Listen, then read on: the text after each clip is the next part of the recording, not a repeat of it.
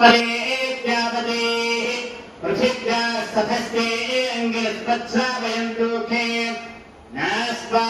देवी विश्वदेव्यावते।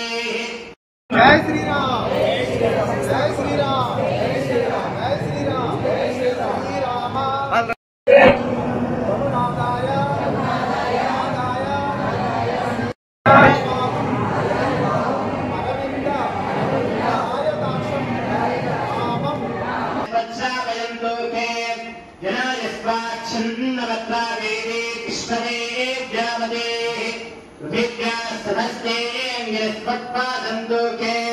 मित्रस्य दर्शने वृतो देवस्य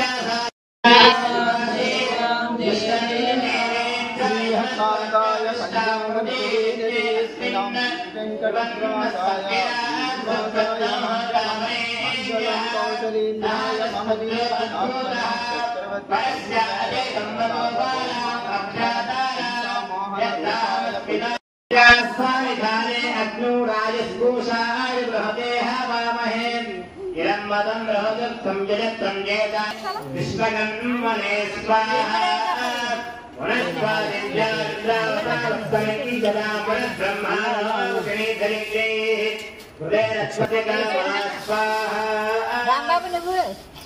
जय श्री राम जय श्री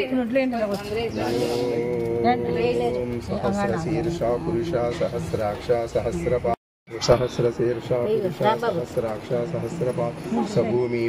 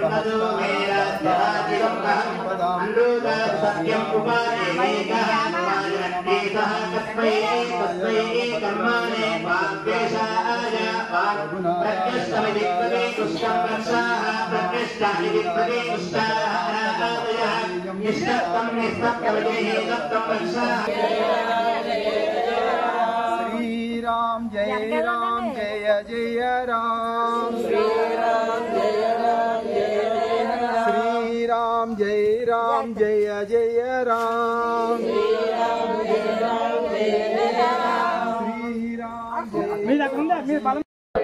सीतापतिं रघुकुलान्वय रत्नदीपं